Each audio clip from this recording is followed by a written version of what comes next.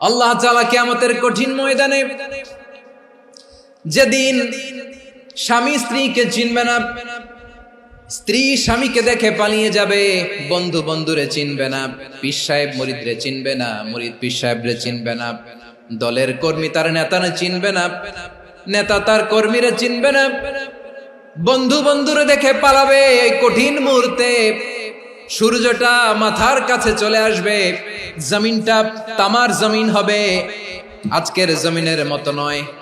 মানুষ ঘর্মাক্ত, ক্লান্ত, শ্রান্ত মাথার মগজগুলো কানের ছিদ্র আর নাকের ছিদ্র দিয়ে বেয়ে বেয়ে পড়বে।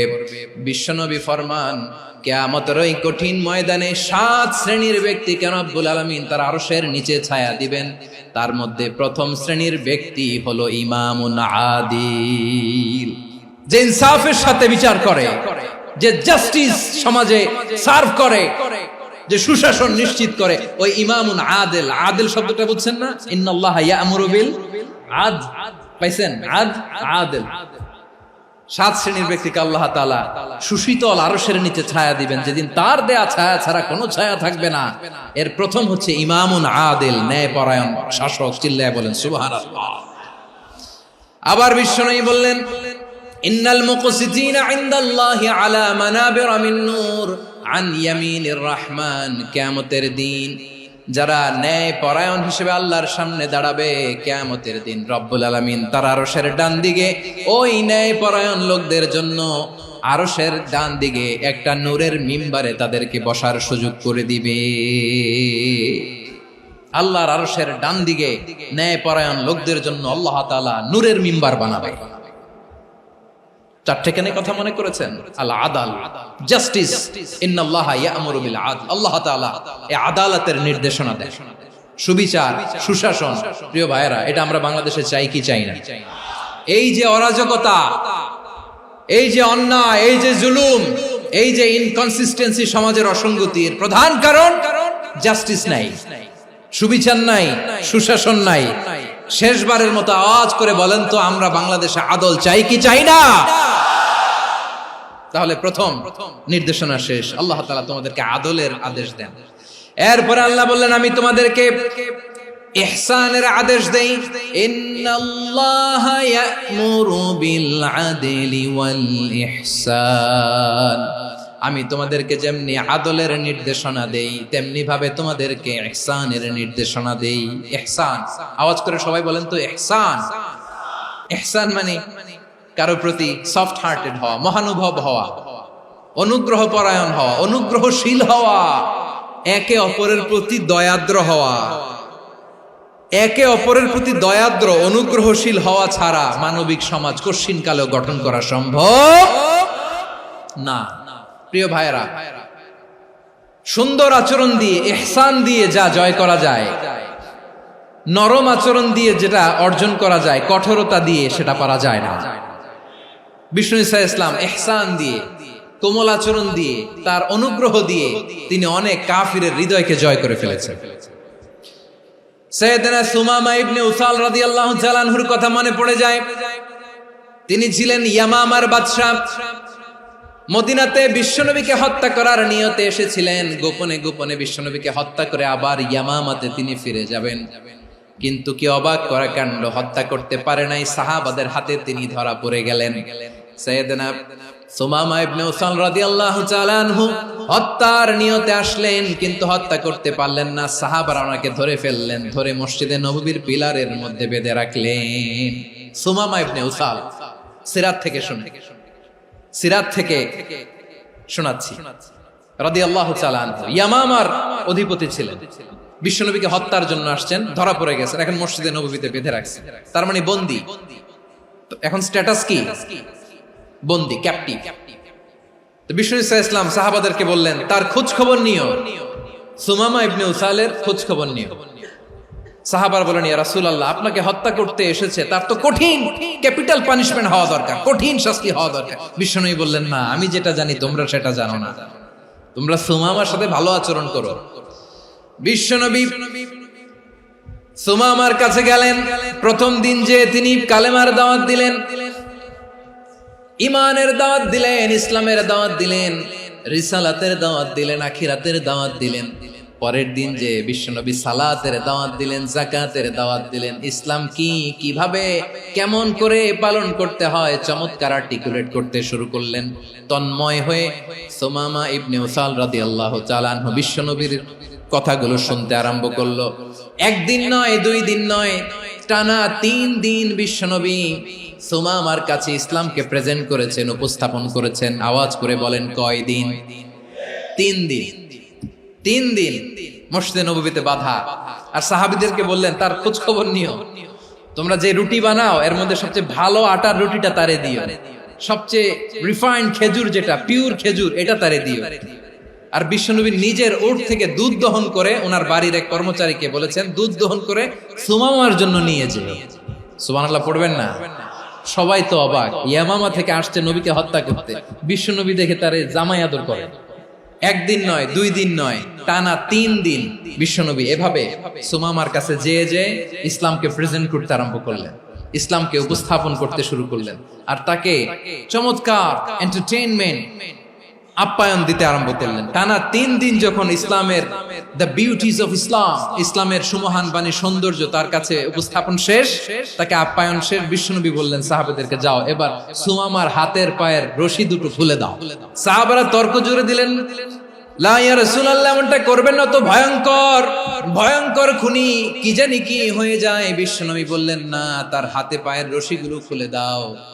সাহাবারা বিশ্বনবীর কথা মতো তার হাতে পায়ের রশিগুলো খুলে দিল। সুমামা মুহূর্তের মধ্যে মসজিদে নববী থেকে বের হয়, ইয়ামামায় ফিরে না যে মসজিদে নববীর পাশে একটা খেজুর বাগান ছিল, সেখানে চলে গেলেন। সেখানে একটা ছোট্ট কুয়া ছিল, কুয়ার পানি দিয়ে তিনি গোসল করলেন। সুবহানাল্লাহ পড়েন। কুয়ার পানি দিয়ে গোসল করে মসজিদে নববীর সামনে এসে বিশ্বনবী এবং সাহাবাদের সামনে দাঁড়িয়ে সাব্বাবা উঁচু করে বললেন, আশহাদু আল্লা ইলাহা ইল্লাল্লাহ ওয়া আশহাদু আন্না মুহাম্মাদান আবদুহু ওয়া রাসূলুহু। আমি সাক্ষ্য দিচ্ছি আল্লাহ ছাড়া কোনো ইলাহ নাই, আর মুহাম্মদ আল্লাহ তাআলার প্রেরিত বান্দা এবং রাসূল।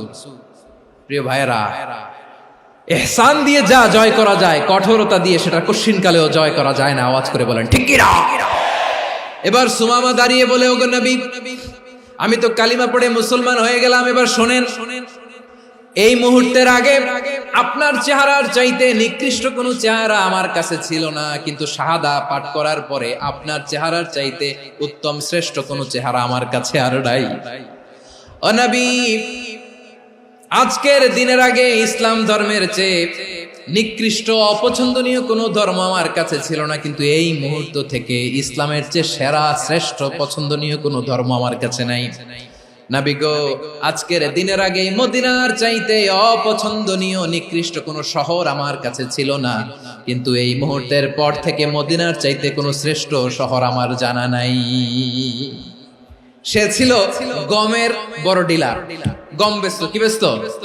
তার গম কিনে মক্কার লোকেরা রুটি খাইতো। সে ঘোষণা দিল, আজকে থেকে মক্কাবাসীদের জন্য সব গম আমি হারাম করে দিলাম, মক্কাবাসী এখন না খেয়ে মরে। সুবহানাল্লাহ পড়বেন না? মক্কাবাসী বিশ্বনবীর কাছে আসলেন, এসে বললেন, মুহাম্মদ, আমরা তো তোমার ভাই, তোমার চাচা, তোমার ভাতিজা, তোমার আত্মীয়, তুমি সুমামারে বলো সে যেন আবার গমের সাপ্লাই মক্কার জন্য অনুমতি দিয়ে দেয়। বিশ্বনবীর অনুমতি ক্রমে সুমামা আবার মক্কাতে গম পাঠাতে শুরু করলো। পড়েন সুবহানাল্লাহ। ইহসান, ইহসান দিয়ে আপনি যেটা জয় করতে পারবেন, you can win the heart of your enemies. ইহসান দিয়ে আপনি আপনার শত্রুর হৃদয়কে জয় করতে পারবেন। এজন্য আল্লাহ বললেন, ওয়া আনফিকু ফি সাবিলিল্লাহি ওয়া লা তুলকু বিআইদিকুম ইলাত তাহলুকা ওয়া আহসিনু ইন্নাল্লাহা ইউহিব্বুল মুহসিনিন। তোমরা আল্লাহর রাস্তায় দান করবে আর নিজেরা নিজেদেরকে ধ্বংসের হাতে ঠেলে দিও না। তোমরা একে অপরের প্রতি ইহসান করবে, কারণ ইহসানকারীদেরকে আল্লাহ বড় ভালোবাসেন। সুবহানাল্লাহ পড়েন। আবার সূরা রহমানে আল্লাহ বললেন, হাল জাযাউল ইহসানি ইল্লাল ইহসান ফাবিআইয়ি আলা, সবাই পড়েন, ফাবিআইয়ি আলাই রাব্বিকুমা তুকাযযিবান। ইহসানের প্রতিদান হিসেবে ইহসানি হয়। বিশ্বনবী সুমামার প্রতি যেমন ইহসান করেছেন, সুমামাও ঠিক তেমন ইহসান ফিরিয়ে দিয়েছে। ঠিক কিনা বলেন? তাহলে এক নম্বরে হচ্ছে আদ, ন্যায় বিচার। দুই নম্বরে সবাই বলেন ইহসান, সদাচরণ। ইহসান দুই ধরনের প্রিয় ভাইরা, ইহসান ফিল ইবাদা, ইহসান ফিল মুআমালা। ইহসান ফিল ইবাদা হচ্ছে একাগ্র অনুভবে ইবাদতে ডুব দেওয়া, এর নাম ইবাদতের ইহসান। সুবহানাল্লাহ পড়ুন। বিশ্বনবী বলেন ইহসান মানে কি জানো নাকি? হাদিসে জিবরিলে সাইয়েদনা জিবরিল আলাইহিস সালাম বিশ্বনবীকে বললেন আখবিরনি আনিল ইহসান। নবী আমাদেরকে বলেন ইহসান মানে কি? বিশ্বনবী বললেন আনতা আবুদাল্লাহা কাআন্নাকা তারাহু ফাইন লাম তাকুন তারাহু ফাইন্নাহু ইয়ারাক। ইহসান মানে হলো এমন ভাবে তুমি আল্লাহর সামনে নিজেকে উজাড় করে ইবাদত করবে, তুমি ভাববে তুমি আল্লাহকে দেখতে পাচ্ছ। আর এটা যদি ভাবা তোমার জন্য কঠিন হয়ে যায়, অন্তত এতটুকু তুমি ভাববা যে আল্লাহ তোমাকে দেখতে পাচ্ছেন। ঠিক কিনা বলেন? ও আমার বীর চট্টলার ভাইয়েরা, কেউ যেটা দেখে না সেটা দেখে কে? এই বিশ্বাস হৃদয়ের মধ্যে আছে? নামাজে যখন দাঁড়ান এই ফিলিংসটা আনা যাবে? এসা পর্যন্ত যে আমরা হায়াত পাবো কোনো গ্যারান্টি আছে? সবাই আওয়াজ করে বলেন গ্যারান্টি আছে? গ্যারান্টি নাই।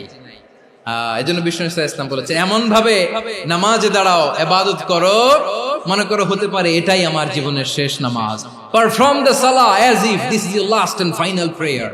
এমন ভাবে সালাতে দাঁড়াও, ভাবো হতে পারে এটাই তোমার জীবনের শেষ নামাজ। এমন ভাবে নামাজে দাঁড়াও, ভাবো এটাই শেষ নামাজ। তাহলে নামাজে একাগ্রতা বাড়ায় দিবে কে? ফলে ইবাদতের ইহসান আমাদের অর্জিত হবে। আর মুআমালাতে ইহসান হলো, বিশ্বনবী বলেন ইন্নাল্লাহা তাবারাকা ওয়া তাআলা কাতাবাল ইহসানা আলা কুল্লি শাই ফাইযা কাতালতুম ফাআহসিনুল কিতলা ওয়া ইযা যাবাহতুম ফাআহসিনুয যাবহা ওয়ালিয়ুহিদ্দা আহাদুকুম শাফরাতাহু ওয়ালিয়ুরিহ যাবিহাতাহু। ইহসান দুই ধরনের, আওয়াজ করে বলতে হবে কয় ধরনের? একটা হচ্ছে ইহসান ফিল ইবাদা, ইবাদতে ইহসান। ইবাদতে ইহসান কি? একাগ্র অনুভব দিয়ে ইবাদত করা, মন প্রাণ দিয়ে ইবাদত করা। আর মুআমালাতে ইহসান কি? সব কাজে, দৈনন্দিন কাজে, কর্মে, সামাজিক অ্যাক্টিভিটিতে কোমলতা প্রদর্শন করা, অনুগ্রহের সাথে সবকিছু করা। আল্লাহ তাআলা ইন্নাল্লাহা তাবারাকা ওয়া তাআলা কাতাবাল ইহসানা আলা কুল্লি শাই, তিনি সবকিছুর ব্যাপারে ইহসানকে আবশ্যক করেছেন। সবকিছু, মুমিনের সব কাজে ইহসানের পরশ থাকবে। ওয়া ইযা কাতালতুম ফাহসিনুল কিতলা, বিষ্ণুই বলেন তুমি যখন কাউকে হত্যা করো ইহসানের সাথে করো। সুবহানাল্লাহ পড়বেন না? যখন হত্যা করো তখনও ইহসানের সাথে। আচ্ছা হত্যা করবো আবার ইহসান আসবে করতে করে তো মেরেই ফেলবো আমি। আল্লাহ, ও ভাই একজন খুন করেছে, খুনি, রাষ্ট্রীয় আইনে তার শাস্তি হয়েছে ডেথ পেনাল্টি, মৃত্যুদণ্ড। এখন মৃত্যুদণ্ড দেখে আপনি যেমনি মন চায় তেমনি মারবেন লোকটারে? ওর নাক কেটে ফেলতে পারবেন? ওর কান কাটতে পারবেন? ওর চোখ উপড়ে ফেলতে পারবেন আপনি? যেমন মন চায় তার অঙ্গহানি করা যাবে না। ইহসানের সাথে তাকে হত্যা করো। সুবহানাল্লাহ, this is Islam, this is the true essence of Islam. ওয়া ইযা যাবাহতুম ফাহসিনুয যাবহা, যখন জবাই করবে তখনও ইহসানের সাথে জবাই করবে। করব জবাই, ওইখানেও নাকি ইহসান। আচ্ছা কুরবানির দিন আমরা পশুগুলোরে কি করি বলেন সবাই আওয়াজ করে? জবাই। জবাই মানে তো এটারে মেরেই ফেলতেছি, একটু পরে তো টুকরো টুকরো করে গোশতগুলো খাবো, এটা তো খাবো, এটা তো মেরেই ফেলবে। বিষ্ণু বলে না, জবাইয়ের মধ্যেও মুমিনের জবাইয়ের ভেতরেও ইহসানের পরশ থাকা চাই। যখন জবাই করবে প্রাণীটাকে হাত পা টাইট করে বেঁধে নাও, ছুরিটাকে শার্পেন করে নাও, ধারালো করে নাও, যাতে অল্প সময়ে জবাইটা হয়ে যায়, প্রাণীটা যাতে কম কষ্ট পায়। সুবহানাল্লাহ পড়ে। দিস ইজ কল্ড ইহসান। আল্লাহ তাআলা যেমনি আদলের আদেশ করেছেন, ন্যায় বিচার, জাস্টিস এনশিওর করতে বলেছেন, সমাজে ইহসানের ব্যবহার, ইহসানের অনুশীলন তিনি করতে বলেছেন। এজন্য মুমিনের প্রতিটি কাজে, আমার চট্টগ্রামের ভাইয়েরা আমার দিকে তাকান, খেয়াল করে শুনুন, মুমিন জীবনের প্রতিটি কাজে ইহসানের পরশ থাকা চাই। আমরা যেন আমাদের পরিবারের প্রতি ইহসান করি, আমরা যেন আমাদের কর্মচারীদের প্রতি ইহসান করি, আমরা যেন আমাদের কলিগদের প্রতি ইহসান করি, আমরা যেন আমাদের ভাইদের প্রতি ইহসান করি। মুমিন জীবনের প্রতি কাজে ইহসানের পরশ থাকার দরকার আছে না নাই? কথা বুঝতে পেরেছেন? তাহলে আল্লাহ তাআলার তিনটা আদেশ ছিল, কয়টা গেল? প্রথমে কি ছিল? আদল। দুই নম্বরে তিন নম্বরে রব্বুল আলামিন বললেন ওয়া ইতাইদিল কুরবা, নিকটাত্মীয়দেরকে দান করো, নিকট আত্মীয়দেরকে দাও, যারা তোমাদের ব্লাড কানেকশনের আত্মীয় তাদেরকে তোমরা দাও। এখানে জেনারেলি বললেন দাও, কি দিব সেটা তিনি এখানে বলেন নাই, সেটা তিনি সূরাতুল ইসরার মধ্যে বলেছেন। আল্লাহ বলেন ওয়া আতিযাল কুরবা হাক্কাহ, নিকট আত্মীয়দেরকে তাদের অধিকার, তাদের প্রাপ্য তোমরা বুঝিয়ে দাও। দেখেন, একটা শান্তির সমাজ, একটা সমৃদ্ধ সমাজ, একটা মানবিক সমাজ গঠনের জন্য আল্লাহ তাআলা বেশি না মাত্র তিনটা অর্ডার, তিনটা ভার্ডিক্ট তিনি জারি করেছেন। এক নাম্বার সুশাসন, ন্যায় বিচার। দুই নাম্বার ইহসান। তিন নাম্বার নিকটাত্মীয়, যারা কাছের, তোমার ভেরি ক্লোজ রিলেশনশিপে আছে, তাদেরকে দাও। দাও, দিলে বাড়িয়ে দেয় কে? অনেকে দিতে চায় না, কৃপণতা করে। দিলে বাড়ায় দেয় কে? ও মিয়া, মদিনার মধ্যে সবচাইতে গরিব সাহাবী ছিল বেলাল রাদিয়াল্লাহু তাআলা আনহু। ওনার এন্টায়ার অ্যাসেট, সম্পদের পরিমাণ কতদূর জানেন? একটা লুঙ্গি। বেলাল রাদিয়াল্লাহু তাআলা আনহু, ওনার টোটাল ওয়েলথের এস্টিমেশন হচ্ছে মাত্র একটা লুঙ্গি।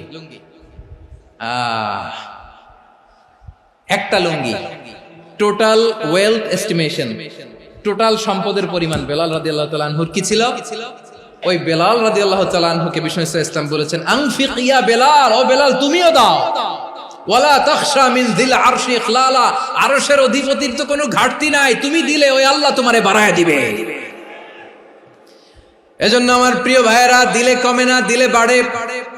অনেকে ধরে রাখে, নতুন কিছু নিতে পারে না, হাত দিয়ে যেটা ধরে রেখেছেন এটা দিয়ে দেন, বড় একটা ধরার সুযোগ পাবেন। জোরে বলেন ঠিক কিনা? রব্বুল আলামিন বললেন ৩ নাম্বার আদেশ হলো তোমাদের প্রতি সমাজটারে কেমন করে মানবিক সমাজ, সুন্দর সমাজ গড়বা। ৩ নাম্বার আদেশ হলো ওয়া আতিদাল কুরবা হাক্কা, নিকটাত্মীয়দেরকে তাদের প্রাপ্য বুঝিয়ে দাও। এই নিকটাত্মীয়দেরকে তাদের অধিকার বুঝিয়ে দেওয়া, প্রাপ্য বুঝিয়ে দেওয়াতে আমাদের গাফলতি আছে না নাই? অনেকে দেখবেন অনেক আল্লাহওয়ালা, তাহাজ্জুদ গুজার, সেজদা দিতে দিতে কপালে কালো দাগ ফেলে দিছে, সে তার বোনের হকটা আদায় করে নাই, আছে না নাই? অনেক বড় হাজী সাহেব, বিশাল লম্বা দাড়ি, ছেলেরে সব দিয়ে দিছে, মেয়েরে কিছু দেয় নাই, মেয়ের হক আদায় করে নাই, আছে না নাই? এই হাজী সাহেবেরা, এই আল্লাহওয়ালারা কিয়ামতের ময়দানে আটকে যাবে। আপনি অন্যের অধিকার নষ্ট করেছেন, তাদের রাইটস কে ভায়োলেট করেছেন। এজন্য আল্লাহ তাআলা বলেন, কারো অধিকার যদি কেউ নষ্ট করে, ওই সমাজটা মানবিক সমাজ কঠিনকালেও হতে পারে না। এজন্য ৩ নম্বর আল্লাহ বললেন ওয়া ইতাইদিল কুরবা, নিকটাত্মীয়দেরকে দাও। কি দিবা? তাদের অধিকার দিয়ে দাও। বোনের অধিকার বুঝিয়ে দাও, মেয়ের অধিকার বুঝিয়ে দাও, ফুফুর অধিকার বুঝিয়ে দাও। দেখবেন অনেক মায়েরা ছেলের পাতে মুরগির রান দেয়, মেয়ের পাতে দেয় মুরগির ঠ্যাং। তো মেয়ের কি মুরগির রান খেতে মনে চায় না? মনে চায় না? এমনটা করা যাবে না। নিকটাত্মীয়দেরকে অধিকার দিয়ে দাও, নিকটাত্মীয়ের সাথে সুসম্পর্ক রাখো। আদেশটা কার?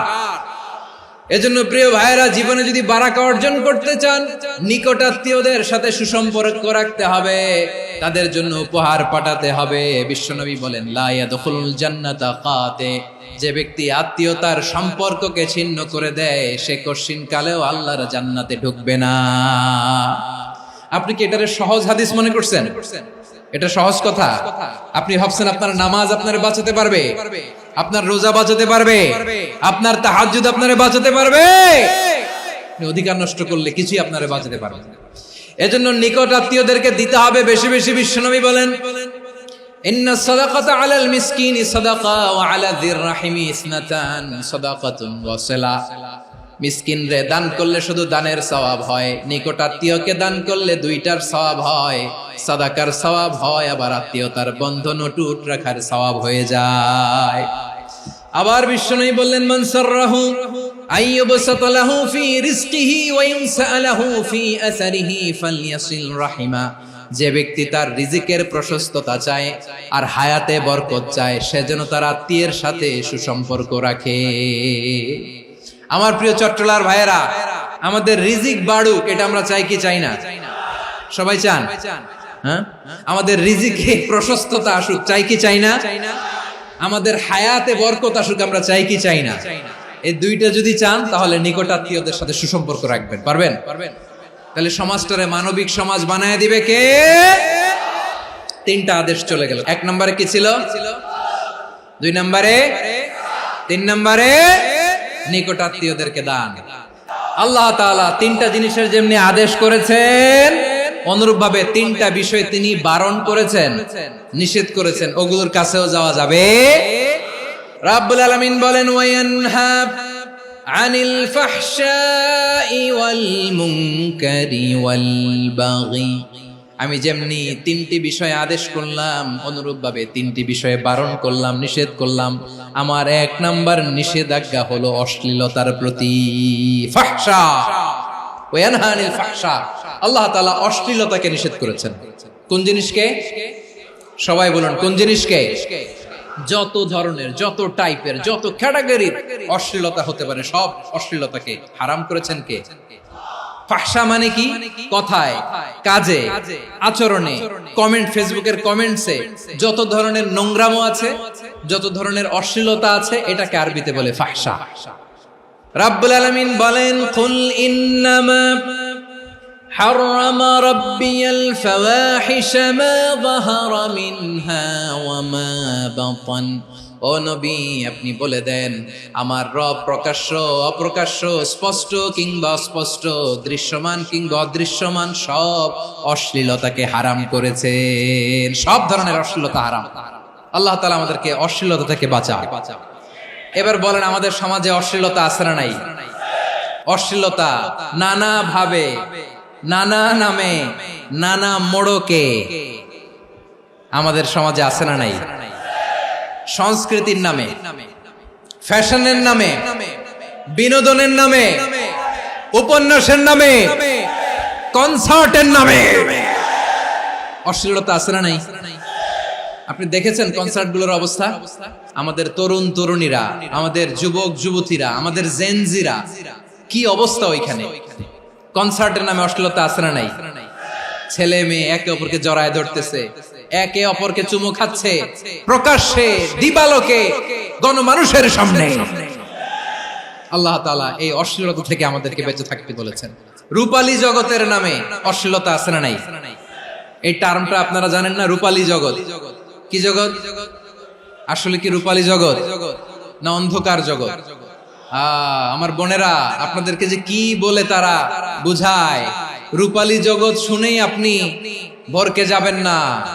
রূপালী জগতে যে নারী যত বেশি উলঙ্গ, সে নাকি তত বেশি সাহসী। জানেন? বলে এটা একটা সাহসী নারী, খুব সাহসী পদক্ষেপ তার। যত বেশি শরীর থেকে কাপড় নামাতে পারবে, যত বেশি বস্ত্রহীন হয়ে নিজেকে প্রেজেন্ট করতে পারবে, সে নাকি তত বেশি সাহসী। আমার চট্টলার ভাইয়েরা, শয়তানের প্রথমে এজেন্ডা ছিল বনি আদমকে বস্ত্রহীন করা। সে আদম এবং হাওয়া আলাইহিস সালামকে নিষিদ্ধ গাছের ফল খাইয়ে তাদেরকে বস্ত্রহীন করেছে। এই জামিনেও সে আমাদেরকে বস্ত্রহীন করতে চাইবে।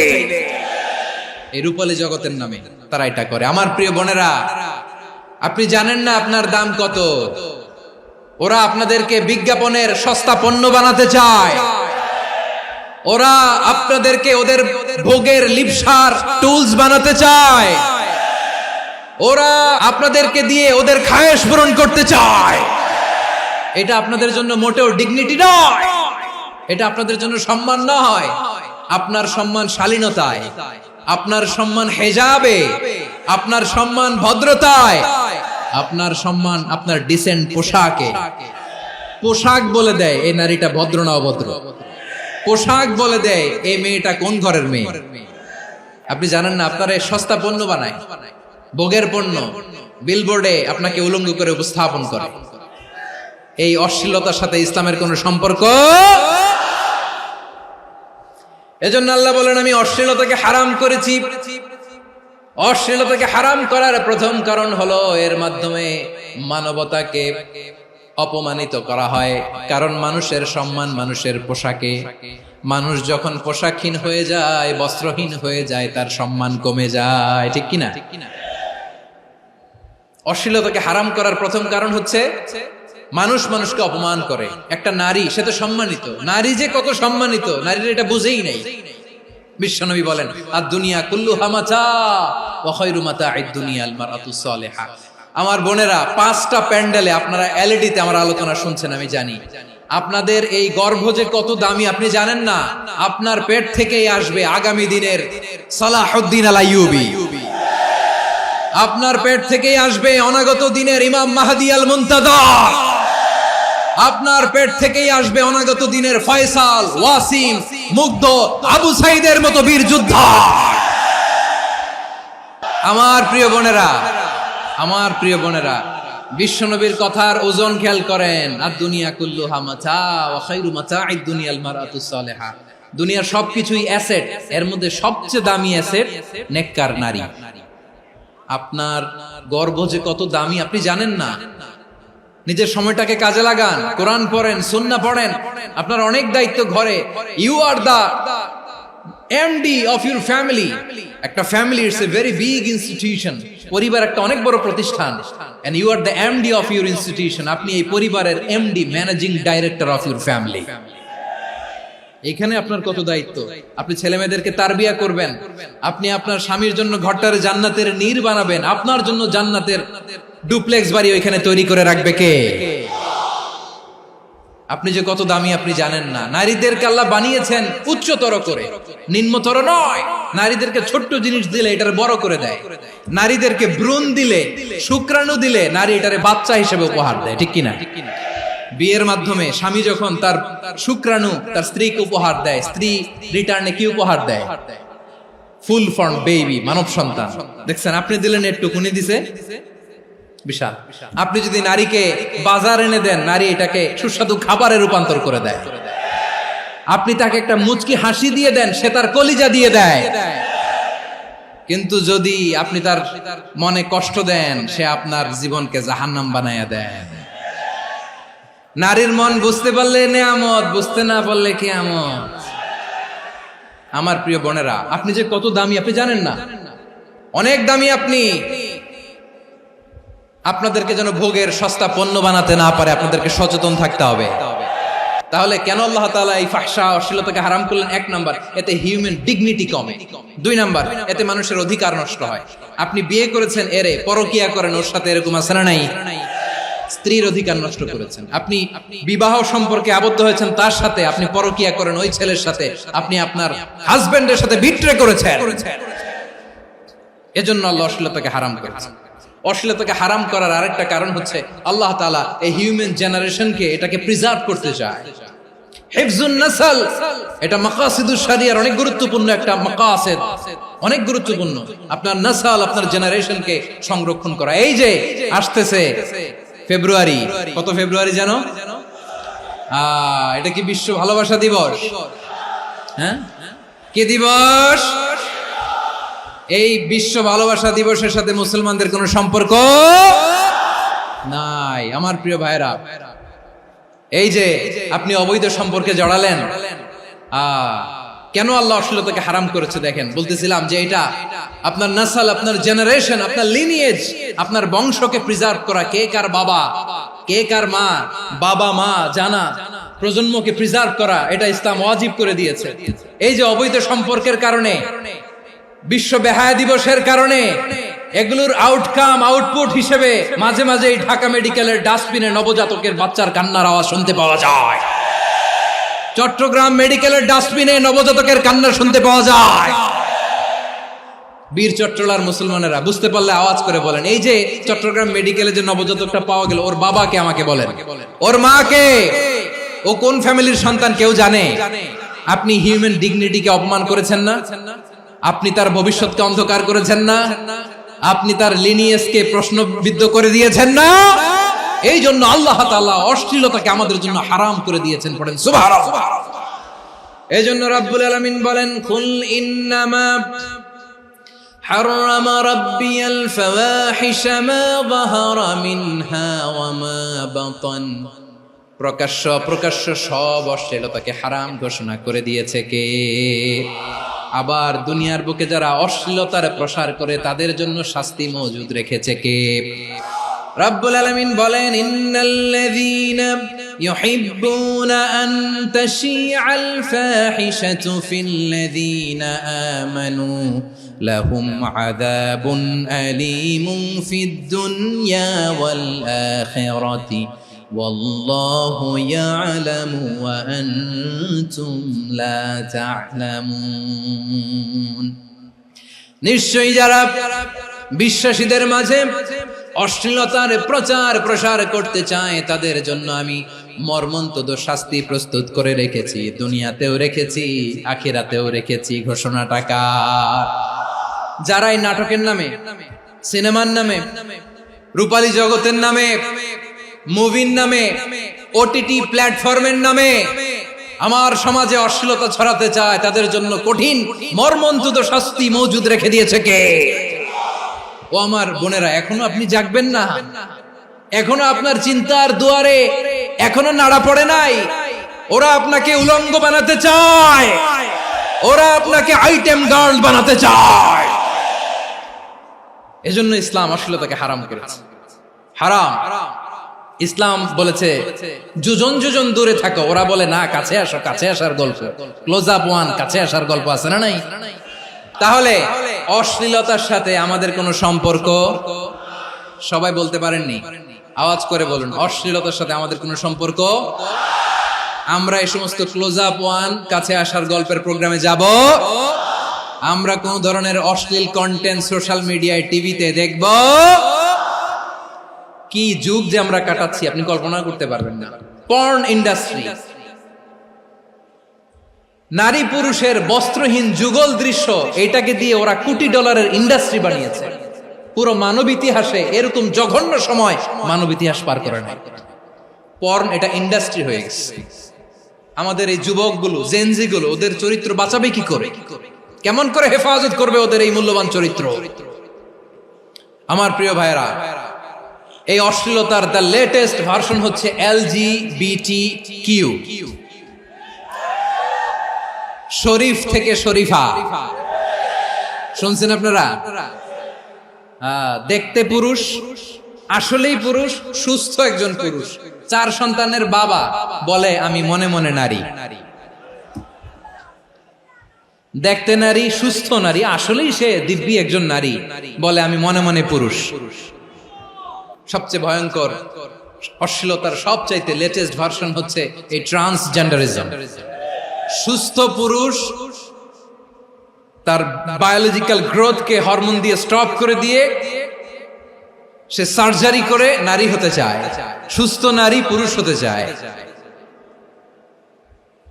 পুরুষ পুরুষের প্রতি সেক্সুয়ালি আকর্ষণ বোধ করে, এটা লূত আলাইহিস সালামের কওমের মধ্যে ছিল।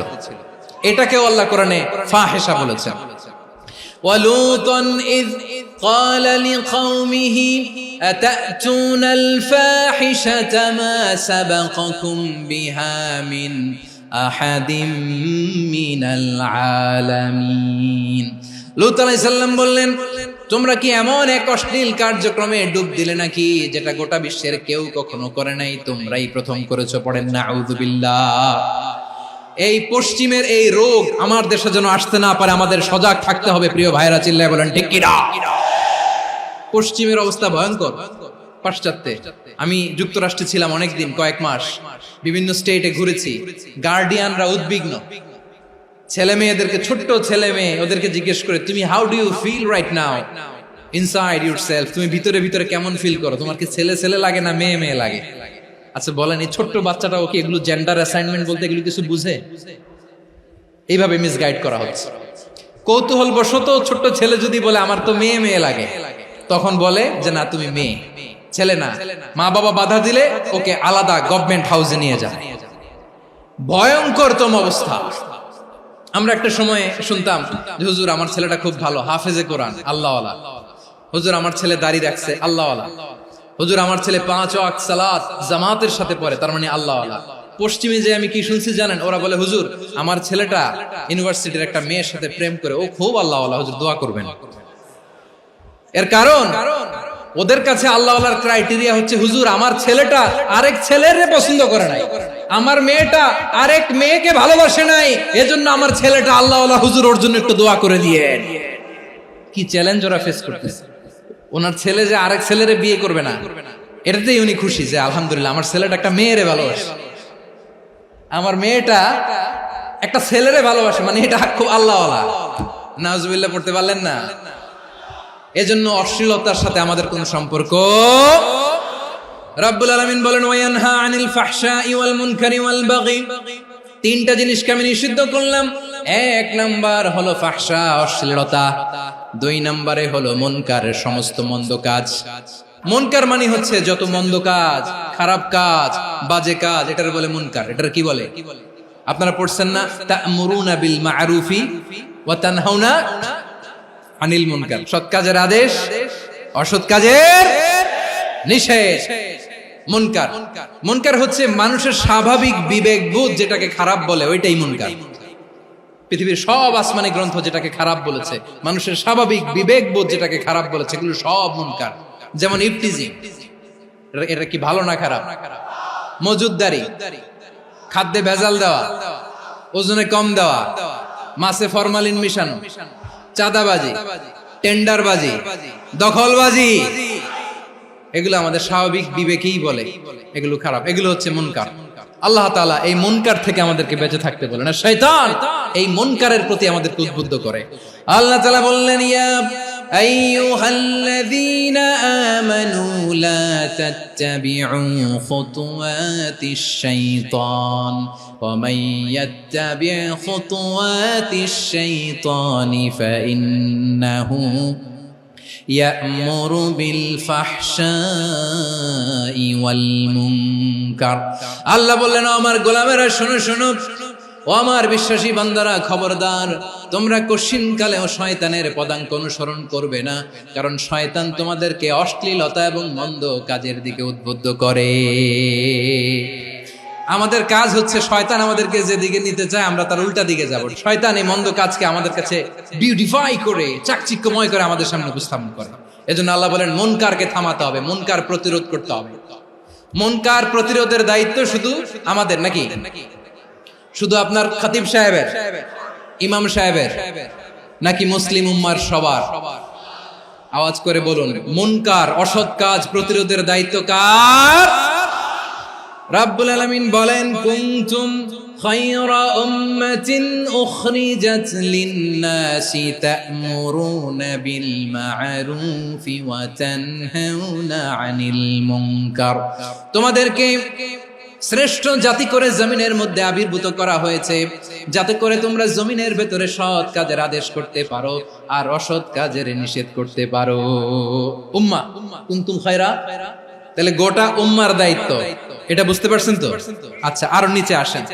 এরপরে আল্লাহ বললেন, শুধু উম্মাহ না, এই জমিনের রাজত্ব আমি যাদের হাতে দেই, এই জমিনের মালিক আমি যাদেরকে বানিয়ে দেই, যাদেরকে আমি সরকারের দায়িত্ব দেই, তাদেরকেও মুনকার প্রতিরোধের দায়িত্ব দিয়েছে কে?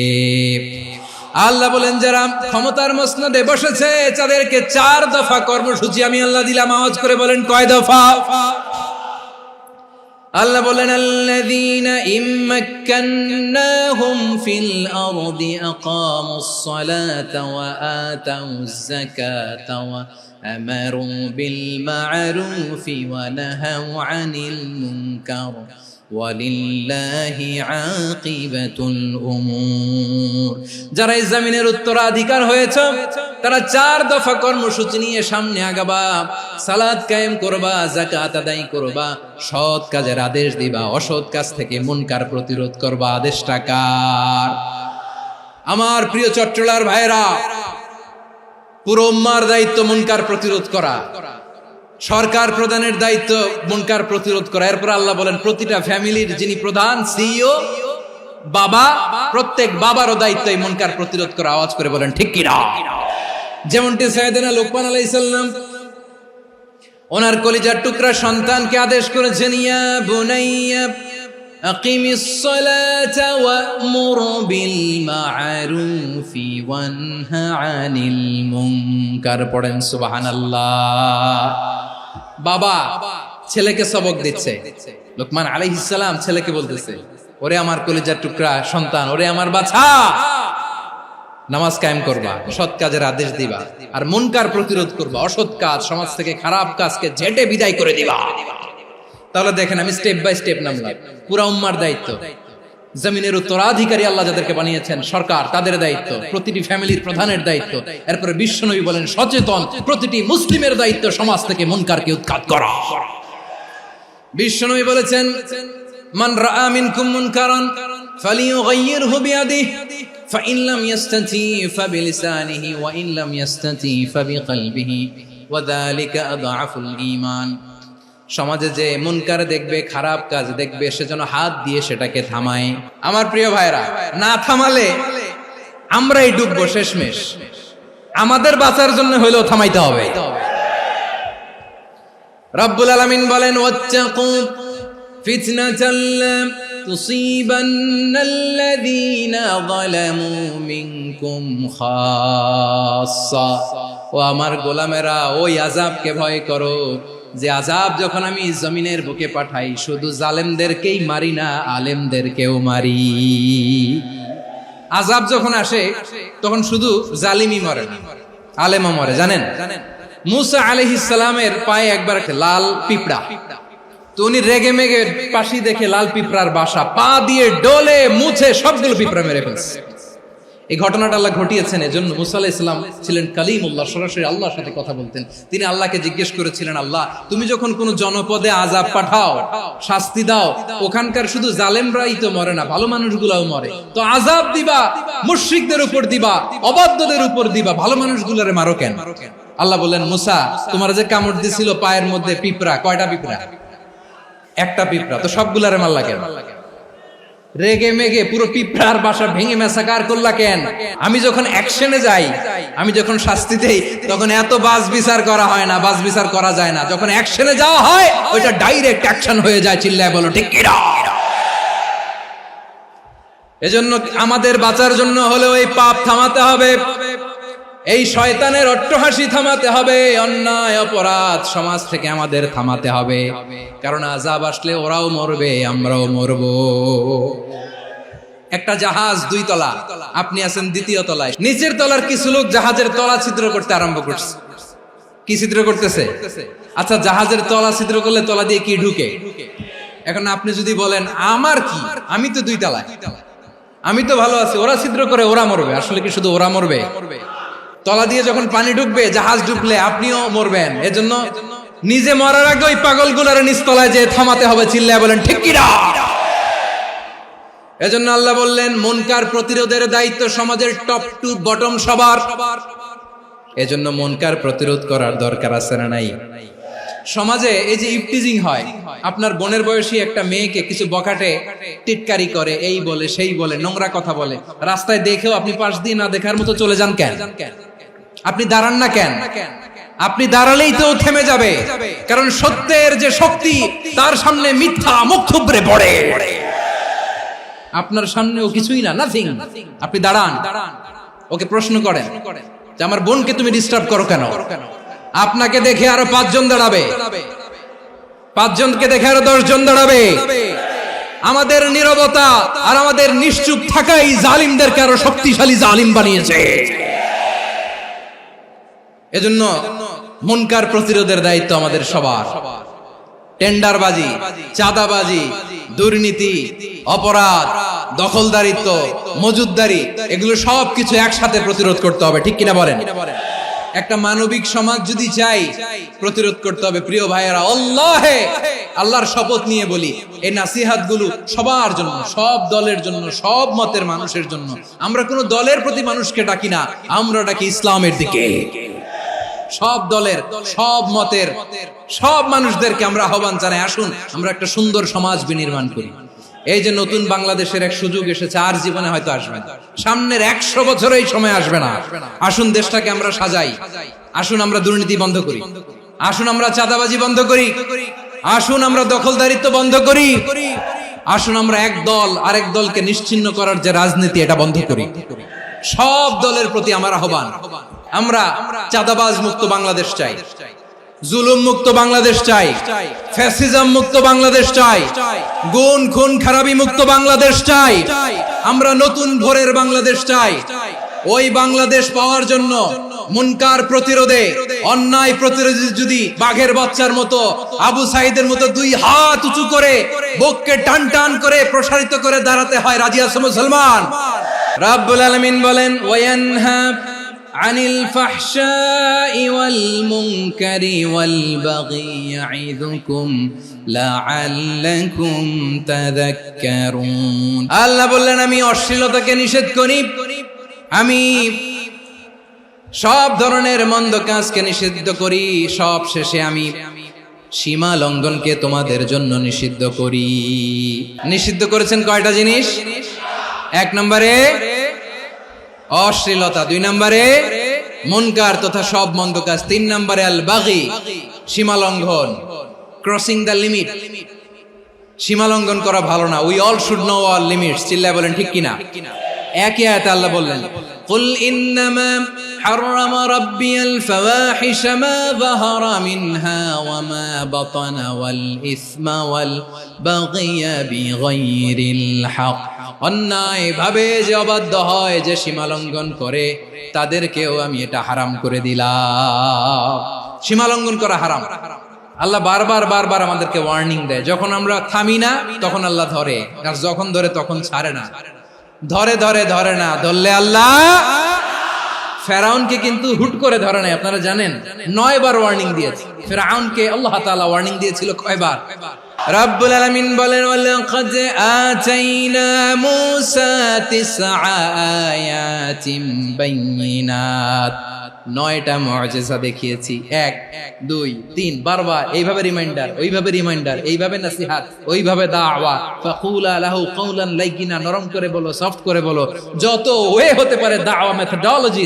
মুসা আলাইহিস সালামের সব অ্যাপ্লাই শেষ। 10ম বারে যে আল্লাহ ধরছে, 10ম বারে যে ধরেছে। এজন্য আল্লাহ বলেন, আমি সীমা লঙ্ঘনকে পছন্দ করি না। কোরআনের অন্য আয়াতে বাগীকে বলা হয়েছে আল ইতিদা।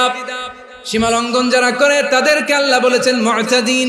ওয়াকাতিলু ফি সাবিলিল্লাহিল্লাযীনা ইউকাতিলুনাকুম ওয়া লা তা'তাদু ইন্নাল্লাহা লা ইউহিব্বুল মুতাদিন। আমি সীমা লঙ্ঘনকারীদেরকে কোশ্চিনকালেও পছন্দ করি না। আমরা যেন সীমা লঙ্ঘন না করি, রাজি আছেন তো? যে কোনো ক্ষেত্রে ইবাদতে যেন সীমা লঙ্ঘন না করি। অনেকে আমরা ইবাদতে সীমা লঙ্ঘন করে ফেলি। বিশ্বনবী সাল্লাল্লাহু আলাইহি ওয়াসাল্লাম যেটা শিখিয়েছেন, এর বাইরে যে অতিরিক্ত বুজুর্গ হতে চায়, এরকম আছে না নাই? কোন ক্ষেত্রেই সীমা লঙ্ঘন করা যাবে, এমনকি যুদ্ধ ক্ষেত্রেও না। বিশ্বনবী সাল্লাল্লাহু আলাইহি ওয়াসাল্লাম বলেন, খবরদার যুদ্ধ ক্ষেত্রেও সীমা লঙ্ঘন করো না। কি সুন্দর ইসলাম আমরা পেয়েছি। বিশ্বনবী বলেন, খবরদার যুদ্ধের ময়দানে কোনো নারীর গায়ে হাত তোলো না, কোনো শিশুর গায়ে হাত তোলো না, কোনো গবাদি পশু হত্যা করো না, কোনো শস্য ক্ষেত্র ধ্বংস করো না, ইবাদতরত অন্য ধর্মের কোনো সন্ন্যাসীর গায়ে হাত তোলো না। বলেন সুবহানাল্লাহ। তাহলে আমরা সীমা লঙ্ঘন করতে পারবো? প্রিয় ভাইরা, একটা সুখী, সমৃদ্ধ, শান্তির সমাজ, মানবিক সমাজ যদি আমরা গঠন করতে চাই, আমাদের আল্লাহর দেয়া কয়টা আদেশ মানতে হবে বলেন দেখি? আর বেঁচে থাকতে হবে কয়টা জিনিস থেকে? আল্লাহর আদেশ কি? 1 নাম্বার আদাল, ন্যায়পরায়ণতা। আমরা সুবিচার, সুশাসন, ন্যায় বিচার চাই কি চাই না? 2 নম্বরে কি ছিল? মাশাআল্লাহ, আমরা যেন সবার প্রতি দয়া পরবশ হই, ইহসান করি। 3 নম্বরে কি ছিল? নিকটাত্মীয়দের দান করা, তাদের অধিকার প্রাপ্য বুঝিয়ে দেওয়া। পাশাপাশি 3টা জিনিস থেকে আল্লাহ বারণ করেছেন, নিষেধ করেছেন। তার প্রথমটা ফাহশা, অশ্লীলতা। অশ্লীলতার সাথে আমাদের কোনো সম্পর্ক। 2 নম্বর নিষেধাজ্ঞা কি ছিল? আল মুনকার, সমাজের যত মন্দ কাজ, এগুলোকে আমরা প্রতিরোধ করব। রাজি আছেন তো সবাই? 3 নম্বরে আল বাগী, সীমালঙ্ঘন। কোন মুসলিম সীমালঙ্ঘন করে না। রাব্বুল আলামিন শেষে বললেন, ইয়াইদুকুম লাআল্লাকুম তাযাক্কারুন। আল্লাহ তোমাদেরকে উপদেশ দেন যাতে তোমরা শিক্ষা গ্রহণ করো। আমরা উপদেশ দেব, আমরা জোর করে কাউরে কিছু মানাতে চাই না। লা ইকরাহা ফিদ্দিন ওয়াযাক্কির ফাইন্না যিকরা তানফাউল মুমিনিন। উপদেশ দিলে এটা মুমিনদের কাজে দেয়। লাস্তা আলাইহিম বিমুসাইতির ইন্নামা আনতা মুযাক্কির। নবী হে, আপনি রিমাইন্ডার দাতা, আপনি উপদেশ দিবেন। আমরাও বিশ্বনবীর এই হাদিসগুলো থেকে, কোরআনের আয়াত থেকে রিমাইন্ডার, এই কথামালা বাণী বাহক হিসেবে এই বাণীগুলো আপনাদের সাথে কাছে পৌঁছে দিলাম। আমরা আল্লাহ তাআলার কাছে প্রার্থনা করি, আল্লাহ আমরা যেন আদল দিয়ে আমাদের সমাজকে গঠন করতে পারি। আল্লাহ আমরা যেন ইহসান করতে পারি, আমরা যেন নিকটাত্মীয়দের দান করতে পারি। আল্লাহ যত ধরনের অশ্লীলতা, অনাচার, মন্দ কাজ, সীমালঙ্ঘন, অবাধ্যতা থেকে যেন আমরা বেঁচে থাকতে পারি। আল্লাহ তাআলা আমাদের সবাইকে কথাগুলো বোঝার ও আমল করার তৌফিক দান করুক। হাযা মা ইনদি ওয়াল ইলমু ইনদাল্লাহ আলাইহি তাওয়াক্কালতু ওয়া ইলাইহি উনীব। সুবহানাকাল্লাহুম্মা বিহামদিকা আশহাদু আল্লা ইলাহা ইল্লা আনতা আস্তাগফিরুকা ওয়া আতুবু ইলাইক।